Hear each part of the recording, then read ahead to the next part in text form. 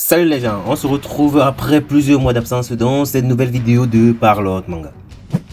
Ça fait genre 6 mois, une très longue période durant laquelle la vie m'a donné des baffes.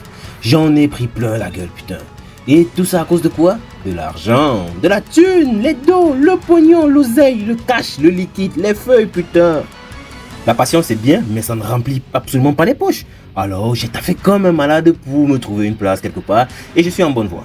La vie des stagiaires n'est pas de tout repos. Beaucoup de travail pour une misère. Mais tout comme noblesse oblige, on va dire passion oblige. Donc me revoilà avec un nouveau sujet de manga avec un animé, mais sous-côté peu connu du grand public. Aujourd'hui, on parle de Made in Abyss. Et sur ce, ça fait longtemps que je n'ai pas dit celle-là, générique. C'est l'heure du...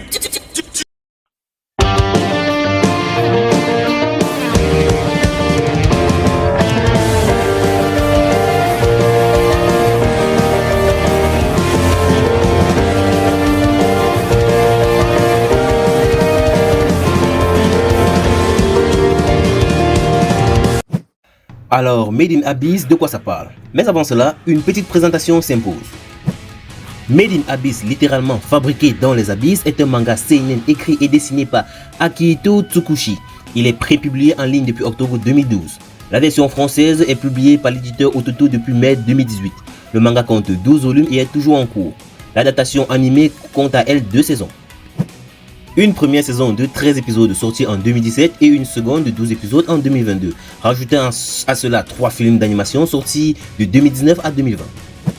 Je n'ai pas encore vu les films, mais d'après le retour d'un pote qui les a vus, c'est un résumé des 2 saisons. Un peu comme les 3 films Berserk l'âge d'or et l'animé Berserk de 12 épisodes sortis l'année dernière je crois.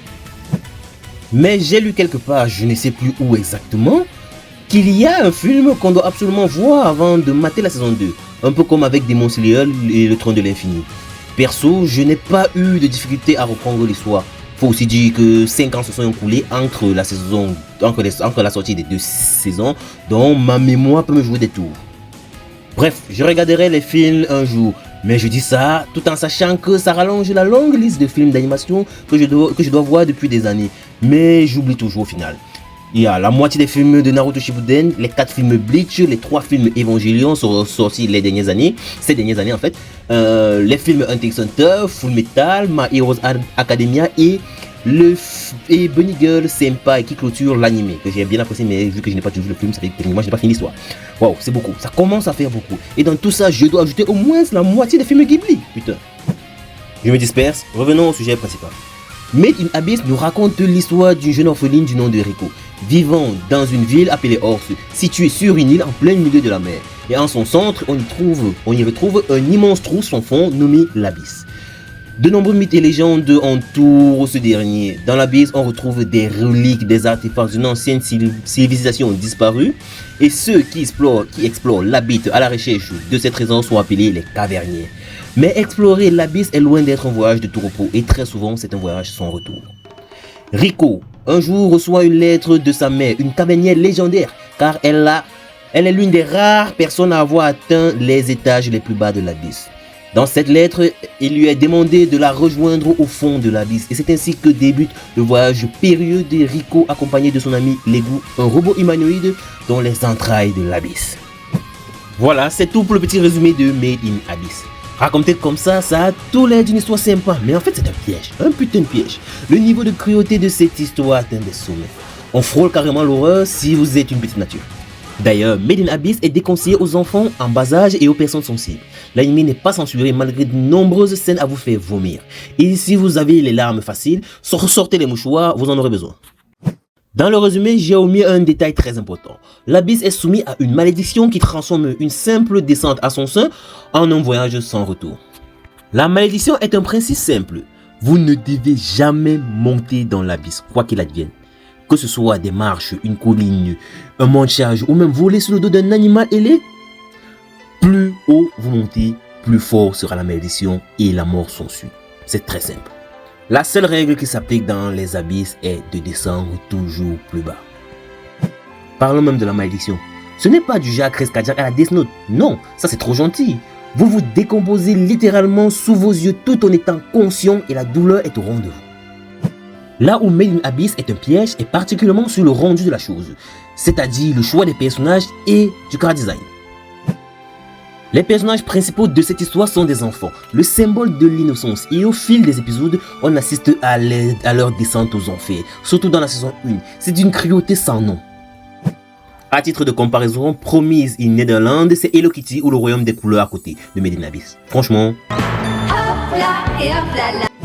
là où l'auteur a eu du génie, c'est d'atténuer toutes ces cruautés avec un style de dessin un peu mignon.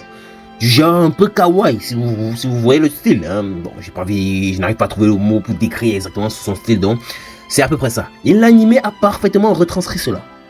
Des scènes qui normalement devaient être censurées passent tout à fait normalement, comme si de rien n'était, et ce, de manière très légère. Je peux même dire que l'accent n'est pas porté sur l'horreur. Non, ce n'est pas l'objectif principal de l'animé en fin de compte. La cruauté et l'horreur de certaines scènes ont pour but de donner du crédit et du poids à la difficulté qui représente un voyage dans l'abysse, mais aussi la détermination et la volonté inébranlable des personnages à accomplir leur objectif et de poursuivre leur voyage malgré la mort qui les attend à chaque étage de l'abysse. J'ai vu des scènes de décapitation, d'éviscération, de démembrement, de décomposition de corps humains vivants, mais l'horreur de ces scènes en fait, n'est pas choquant visuellement parlant. C'est du génie, c'est franchement du génie. Pas de censure à la Jojo Bizarre Adventure avec des gros taches noires ou du noir subliminal, en fait du négatif à la Tokyo Ghoul. Donc on vous montre ces scènes d'horreur proprement avec beaucoup d'hémoglobine, pas autant que dans SNK par exemple, mais ça passe, franchement ça passe. Et vous n'êtes pas choqué, malheureusement personne n'est choqué. Maintenant abordons un peu les personnages. Riko est une gamine très enjouée qui prend réellement plaisir à explorer l'abysse. Elle a toujours rêvé de devenir cavalière et actuellement elle vit son rêve. Malgré la difficulté et le danger de mort imminente que représente l'abysse, elle s'émerveille toujours à la découverte et à l'exploration de chaque étage. Lego quant à lui est son parfait opposé. De nature calme et posée, vous me direz c'est un humanoïde, c'est un androïde, quelque chose comme ça, c'est un robot, en bref. Hein. Il est parfaitement conscient du danger que représente l'abysse et sert de garde-fou et de garde-corps à Riko. D'ailleurs, sans lui, la gamine serait morte depuis la saison 1. Au cours de leur descente aux enfers, ils feront la rencontre d'autres personnages, des habitants de l'abysse, qui deviendront de nouveaux compagnons de route. Je vous invite à les découvrir dans l'anime. Bon, maintenant un petit coup de gueule. Je suis le seul à être choqué par l'irresponsabilité de la mère de la gamine. Franchement, en étant elle-même cavernière, de surcroît une cavernière légendaire, elle est parfaitement au courant de tous les dangers que recèle l'abysse. Mais elle demande à sa gamine d'à peine 12 ans, je crois, sans aucune expérience, d'effectuer un tel voyage, sachant que même un cavernier expérimenté n'y arriverait pas sans perdre un bras ou une jambe. Franchement, elle, c'est le genre de mère eldienne à marche dans SNK qui encourage son gamin à aller à la guerre et espère qu'il revienne vivant. Du vrai n'importe quoi en fait. Soyons déjà heureuses qu'elle n'ait pas embarqué Riko avec elle quand elle était encore un bébé. Franchement, vu ce qu'elle demande à sa gamine, elle en serait capable. Je suis sûr que c'est peut-être ses compagnons de voyage qui l'ont retenu. Ils lui ont dit genre, la mère, gars, laisse la gamine, elle va crever. Pour cette reprise de vidéo, on n'allait pas faire un très long sujet, donc pour finir, les thèmes abordés dans cette histoire. L'amitié, la solidarité, la persévérance, la détermination, le sacrifice et un peu d'amour à partir de la saison 2, je crois. D'autres thèmes sont abordés, mais je vais vous laisser le plaisir de les découvrir dans l'anime ou le manga. C'est toujours bien de lire un manga pour ceux qui l'oublient. En conclusion, est-ce que je recommande Made in Abyss? Oui, c'est un excellent manga seinen, malheureusement sous-côté du côté de l'anime, mais je le recommande chaudement. Et n'hésitez pas à le regarder en famille. Ça fait toujours plaisir de voir des proches pleurer devant un anime. Sur ce, à plus les gens, on se retrouve prochainement dans un nouvel épisode. Bref, c'est pas une série. Bref, dans une nouvelle vidéo de Parlons de Manga. Et surtout, n'oubliez pas, la passion a le pouvoir de transpercer les cieux!